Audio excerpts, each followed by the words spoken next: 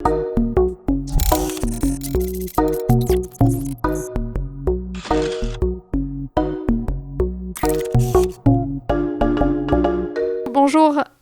à ceux qui viennent de nous rejoindre. Donc, je suis Amandine Mauss, je suis maître de conférence à Aix-Marseille Université.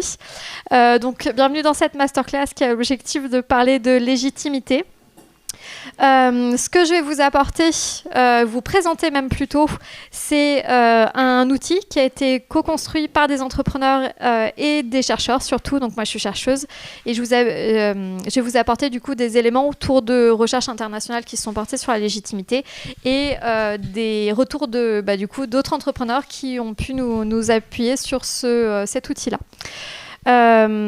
Donc ce que je vous propose, c'est de poser un peu le contexte de qu'est-ce qu'est la légitimité. Pour ceux éventuellement qui n'étaient pas là ce matin à la table ronde sur la légitimité. Et sinon, ça va être vraiment un prolongement de ce qu'on a présenté durant cette table ronde-là pour éventuellement vous proposer un outil que vous pourrez utiliser à la fois pour accompagner les entrepreneurs sur la question de la légitimité, mais aussi pour réfléchir vous sur vos structures en fait. Parce que donc moi je suis une chercheuse, mais je travaille pas tant sur l'entrepreneur que sur la structure d'accompagnement. Et du coup cet outil-là, je l'oriente aussi quelque part pour vous, votre propre évaluation entre guillemets de la légitimité de la structure. Avant tout, je suis plus sur un aspect organisationnel que sur l'individu. Je vais vous présenter tout ça. Donc premier élément qui me semble important, c'est de vous dire qu'est-ce que c'est la légitimité et pourquoi est-ce que je vous en parle aujourd'hui en fait. Pourquoi est-ce que ça fait sens pour nous de vous parler de la légitimité en tant qu'accompagnant. Et après, je vous présenterai du coup cet outil qui nous permet le plus possible de traduire ce que c'est que la légitimité et quels aspects il faut qu'on regarde dans un projet ou dans une organisation pour essayer de l'évaluer, cette légitimité-là. Est-ce que ça vous va ? Ok. Pour commencer, j'aimerais bien vous écouter un petit peu. Donc si je vous pose comme question, qu'est-ce que c'est la légitimité pour vous ? Est-ce que vous pourriez me dire ce que ça vous évoque en un mot, en une phrase, ce que vous voulez ? Qu'est-ce que c'est cette légitimité ? Avec quoi est-ce que vous arrivez en fait ? Si vous voulez vous lancer, oui ? Pareil, sur une autorité. C'est vrai que la notoriété fait assez référence. Oui. Autorité sur un domaine professionnel, oui. C'est intéressant, ça fait référence effectivement aux racines de la légitimité dans la sociologie, la légitimité de Weber avec l'autorité. Tout à fait. Nous, on ne sera pas tant sur la notion d'autorité, même si elle transparaît un peu forcément. Mais effectivement, sur le contexte professionnel, ça m'intéresse beaucoup et je garde. Merci beaucoup. D'autres idées ? Oui, je vous en prie. Oui, identifier, puisqu'on est entre l'accompagnant et l'accompagné. C'est-à-dire que nous, en tant que structure d'accompagnement, est-ce que justement nos structures, on a cette légitimité de pouvoir non seulement accompagner justement le porteur de projet, mais aussi de pouvoir identifier en quoi, qu'est-ce qu'on peut verbaliser par rapport à cette personne, qu'est-ce qui est légitime pour cette personne justement de pouvoir bâtir son projet. Par exemple, un succès, je ne sais pas, voilà, dans la vie, mais écoutez, oui, ça c'est vraiment un élément qu'on peut légitimer comme quoi vous pouvez porter votre projet. D'accord, donc c'est être là comme outil de s'analyser soi pour être, est-ce qu'on est légitime accompagné et donc est-ce que l'entrepreneur est légitime accompagné. J'aime bien cette notion de succès que vous amenez. Ok, merci beaucoup. D'autres idées ? Qu'est-ce que ça vous évoque, la légitimité ? Oui ?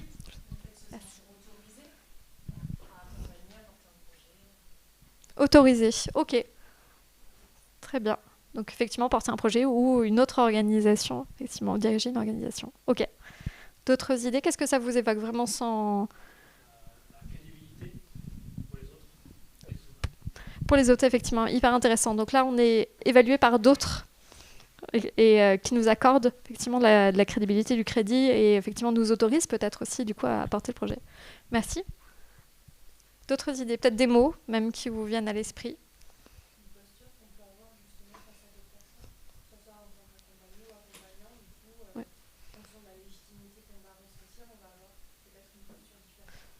Ok, donc finalement c'est l'impact que cette légitimité a, peut-être justement avoir une autorité, s'autoriser à entreprendre parce qu'on est perçu comme légitime par les autres.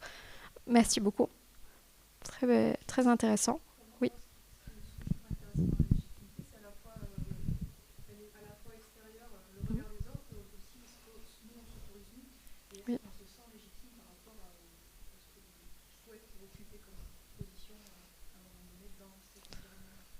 c'est les deux à la fois qui, pour moi, voilà, c'est beaucoup de choses, mais c'est ces deux perspectives-là qui sont importantes. Donc ce regard de soi sur soi, comment est-ce qu'on se sent légitime ou pas, c'est vrai que vous avez été plusieurs à le dire.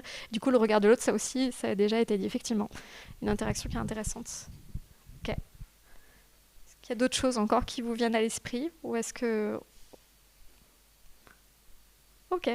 Ben, merci du coup pour vos partages. Ben, si vous voulez, je vais vous présenter ce que j'en pense, et globalement, ça, je pense, va faire écho à pas mal de choses que vous avez dites. La légitimité, donc ceux qui étaient à la table ronde tout à l'heure ont déjà vu cette photo. J'aime bien l'expliquer en fait avec une photo qui, je pense, traduit assez bien. Bonjour. Ce qu'on perçoit nous en tant que chercheurs et surtout notre point de vue qu'on a adopté pour développer cet outil-là. Alors, dans cette photo, qu'est-ce que ça vous évoque ? Qu'est-ce que ça pourrait vous évoquer, vous, dans votre quotidien ? Qu'est-ce qu'on pourrait y voir ? Oui.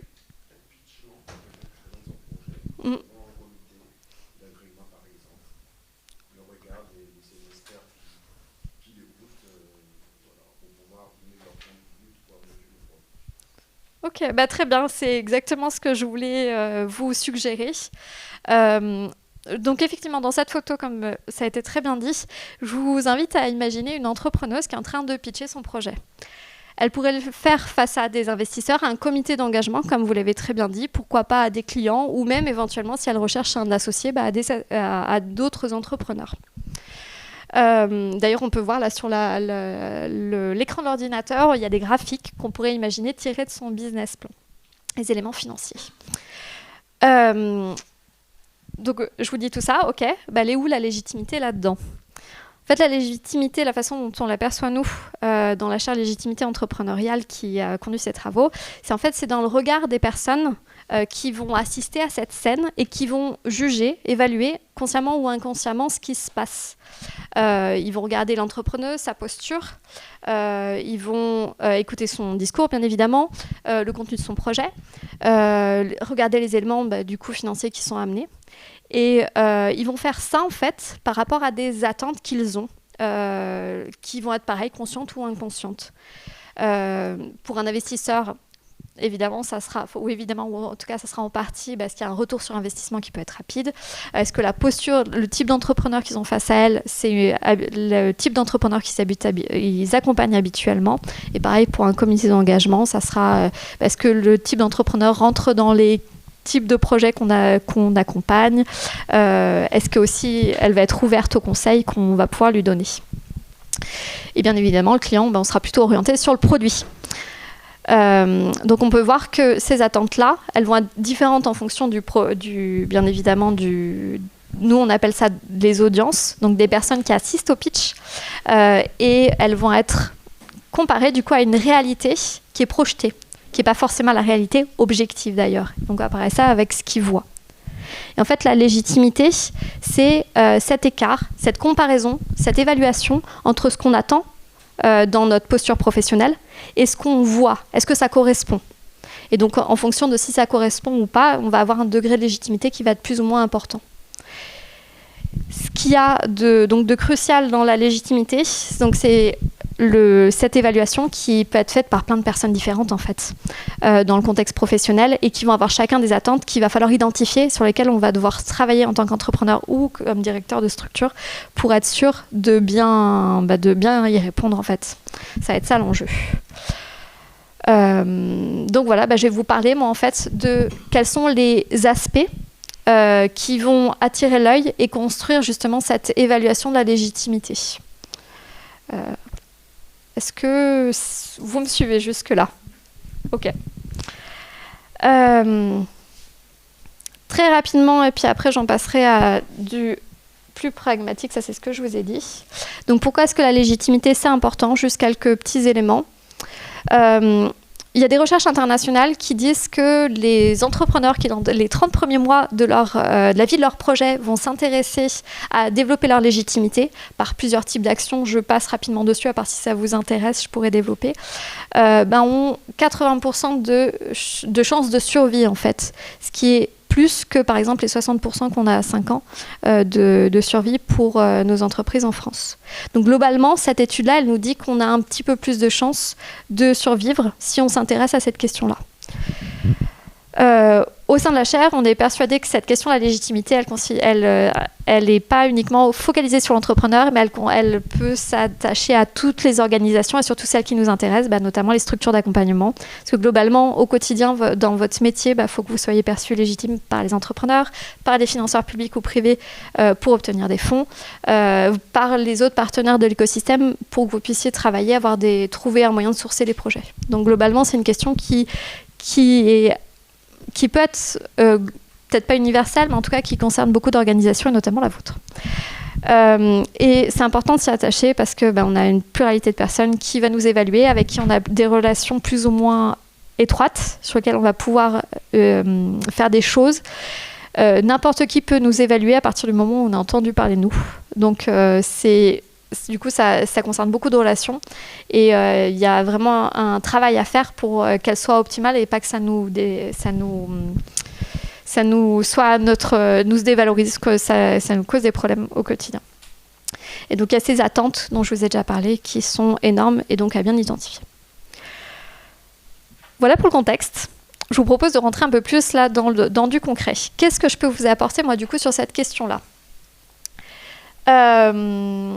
Pour ça, je vais vous proposer un atelier autour justement des dimensions qu'on a pu identifier en travaillant sur ce canevas en fait. Donc, qu'est-ce qui est regardé, qu'est-ce qui est évalué globalement quand on va le faire plus consciemment ou moins consciemment pour évaluer cette légitimité-là. Il y a des travaux donc, internationaux qui nous disent, et du coup sur les tests qu'on a pu faire, il y a 6 dimensions en fait. Une première dimension qui va concerner effectivement l'individu, comme vous l'avez très bien dit, notamment en fait tout ce qui va être lié à ses compétences, son expertise, mais aussi ses qualités humaines. Donc là on est vraiment focalisé sur les membres qui composent l'équipe, qui ont bien évidemment un rôle à jouer dans la légitimité qu'une entreprise ou une structure d'accompagnement a. Donc on a cette dimension individuelle.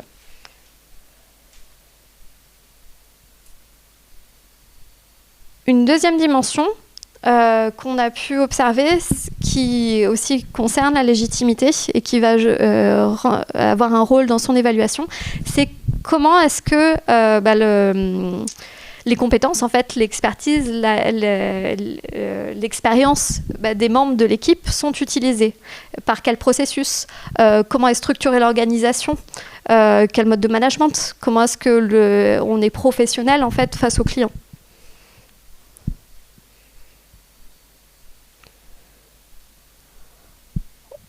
On a une troisième dimension qui, et là je pense, qui à mon avis va vous venir assez intuitivement, c'est tout ce qui va être la performance, mais notamment vos succès en fait, enfin les succès de l'organisation, que ce soit des succès financiers ou non financiers, le nombre de porteurs de projets que vous avez accompagnés, le montant des levées de fonds qui ont été faites, sur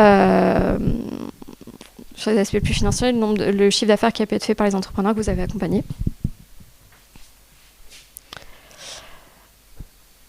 Ensuite, on est sur une dimension un peu moins tangible, qui fait plus référence à l'identité que l'organisation a. Quelles sont ses valeurs ?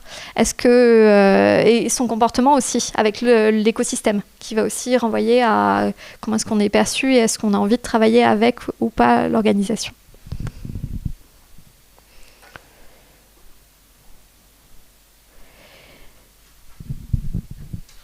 Une cinquième dimension, et je vous parlerai de la sixième ensuite, c'est là sur les origines étymologiques de la légitimité. Le leg fait référence à la loi en fait. Donc sur cette dernière dimension, c'est tout ce qui est lié donc, au respect de la loi, mais aussi au respect des normes, des standards de la profession.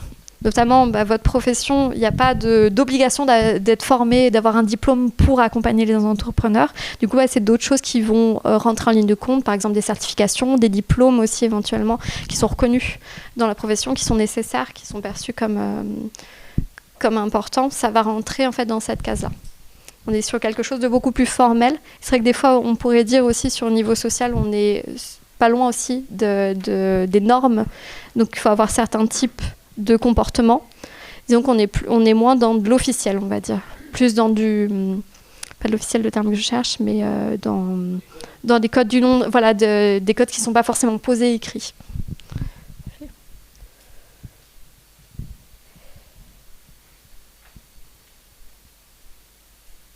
Et on a une dernière dimension qui va être un peu juste notre case synthèse. Donc là, tout ça, on a évalué. Qu'est-ce qu'on en pense de... plutôt comment est-ce qu'on est perçu sur chacune des dimensions, parce que je vous rappelle qu'on est dans les yeux de quelqu'un qui observe l'organisation, donc des entrepreneurs qu'on accompagne, des financeurs. C'est finalement, est-ce que la façon dont on est perçu correspond bien à ce qu'on attend de nous, en fait? Un peu notre cas synthèse. En fait, là, c'était pour vous les présenter rapidement, et après, j'ai mon petit Canva que je vais vous présenter qui regroupe tout ça, et que vous allez pouvoir utiliser si vous le souhaitez. Pour un peu vous permettre de réfléchir. Est-ce que je suis à peu près claire? Je suis désolée, c'est peut-être un peu du discours, ça sera plus... Ok. Est-ce qu'il y a Oui. des compétences, des critères qui sont prévalents par rapport à d'autres, ou des points, ou suivant les interlocuteurs aussi, ou les milieux, j'imagine? Complètement. Dans la légitimité, on est sur quelque chose qui est très contextuel, qui dépend de la profession dans laquelle on est.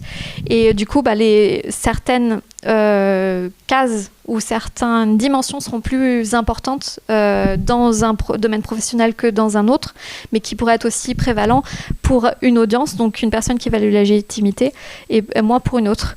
Comme certainement, l'investisseur, il va regarder beaucoup la dimension performance qui va faire référence pour l'entrepreneur à, dans ses projections de business plan, est-ce que je vais m'y retrouver financièrement? Et peut-être que ça sera moins important, peut-être les valeurs que l'entrepreneur peut porter. On est bien d'accord que là, donc, comment la légitimité est évaluée, donc est évaluée par quelqu'un de l'extérieur. Oui. Et donc, du coup, c'est tous ces points-là que ce soit pour un entrepreneur ou quiconque, c'est ces points-là qu'il faut réussir à mettre en avant pour prouver, on va dire, entre guillemets, cette légitimité. C'est quelque part des axes de travail, effectivement, qui vont nous... Quelque part, la légitimité, c'est un contexte c'est hyper complexe. Ça englobe plein de choses. Et ce qu'on ressort des recherches qu'on a pu mener sur le sujet, c'est globalement ces dimensions-là, qui ont de la prévalence, effectivement, qui influencent un niveau de légitimité. Et globalement, effectivement, si on est au top partout, le niveau de légitimité est au maximum. Mais peut-être qu'il y a des dimensions qui sont à nouveau moins importantes. Et donc, ça ne serait pas très grave de les avoir pas au top. Donc, finalement, ça va dépendre, effectivement, du regard de la personne, à nouveau, qui va évaluer. Et du contexte professionnel dans lequel on est. Complètement, cette fameuse audience, c'est ça. Oui. Quelle relation vous faites entre la légitimité et la confiance? C'est hyper intéressant, effectivement. Oui. Le fait que les personnes parlent avec légitimité, est-ce que ça augmente la confiance d'un investisseur? Est-ce que ça rend plus crédible? Est-ce que ça, en termes d'affect humain, ça permet un déblocage de dossiers, choses comme ça? Tu vois, la relation avec la confiance, c'est m'interroge aussi. Sur les recherches qu'on peut voir, c'est certainement la légitimité qui vient alimenter effectivement la confiance. Donc dans ce sens-là, ça serait assez cohérent, même si potentiellement la confiance qu'on peut avoir en une personne vient alimenter la légitimité de son organisation et du coup, on a cet autre échange qui pourrait être fait. Sur mon petit niveau, parce que je ne suis pas spécialisée moi sur les recherches qui concernent les investisseurs, mais ce que j'ai pu percevoir de ce qui se passe par exemple dans des structures d'accompagnement avec lesquelles je travaille, c'est que des individus qui sont clés dans l'organisation et en qui on a confiance vont effectivement augmenter la légitimité de l'organisation en elle-même. Et au contraire, si c'est des personnes qui sont clés, en qui l'entrepreneur a confiance et il est accompagné par elles, partent, et les entrepreneurs vont accorder moins de légitimité à la structure et vont suivre potentiellement le chargé d'affaires. Oui. Une question comme comment susciter la confiance? Est-ce que Oui. les 6 catégories fonctionnent aussi? Alors, je ne suis pas spécialiste de la confiance, parce que c'est vrai que là, vous m'emmenez sur des aspects théoriques et où j'aurais peur de faire des erreurs, mais je pense que la confiance, il doit y avoir plein de choses autres que ça. Oui. L'accompagnement aussi, on demande aussi aux entrepreneurs Oui. des accompagnements pour augmenter la confiance en soi. fois, Oui. augmenter la confiance que vous suscitez. Effectivement. Donc, effectivement, ce rapport entre légitimité et confiance aussi interroge sur la manière dont on formule Tout à fait. les actions d'accompagnement. Tout à fait. Mais on est sur un rapport individu, finalement, projet et effectivement, comment on se sent, c'est ce qu'on disait, comment on se sent avec soi, est-ce qu'on se sent légitime, finalement, est-ce qu'on a confiance en soi, comme vous dites, ça va effectivement impacter la légitimité du projet en lui-même, parce qu'on a un entrepreneur par exemple, qui n'arrive pas à parler à l'oral, ou qui n'arrive pas à s'exprimer face aux investisseurs, les investisseurs ne vont pas avoir envie d'investir dans le projet, ou moins envie, même s'il a les compétences, clairement. Il y a un peu cette relation individuelle qui est présente. Alors, ce que je vous propose maintenant, donc notre Canva, il ressemble à ça. Et globalement, donc c'est tout ce que je vous ai présenté au niveau des dimensions, juste avant qu'on retrouve dans ces cases-là. Et donc, si vous vous souvenez, la légitimité de notre point de vue, c'est vraiment le regard de l'autre sur l'organisation en elle-même. Donc, ce que je vous invite à faire, c'est peut-être prendre un petit temps, peut-être par binôme avec quelqu'un que vous ne connaissez pas forcément, pour vous interroger, peut-être à tour de rôle ou juste sur une des structures dans laquelle vous travaillez, sur où est-ce que vous en êtes de votre légitimité. Et pour vous aider un peu, j'ai dans chacune des cases un peu les questions vous pouvez vous poser pour vous aider un peu à retracer où est-ce que vous en êtes. L'objectif, c'est pas de partir de votre point de vue, même si évidemment votre point de vue il est hyper important parce que c'est avec ça que vous allez travailler, mais de vous mettre à la place des entrepreneurs que vous avez l'habitude d'accompagner ou de financeurs que vous côtoyez aussi qui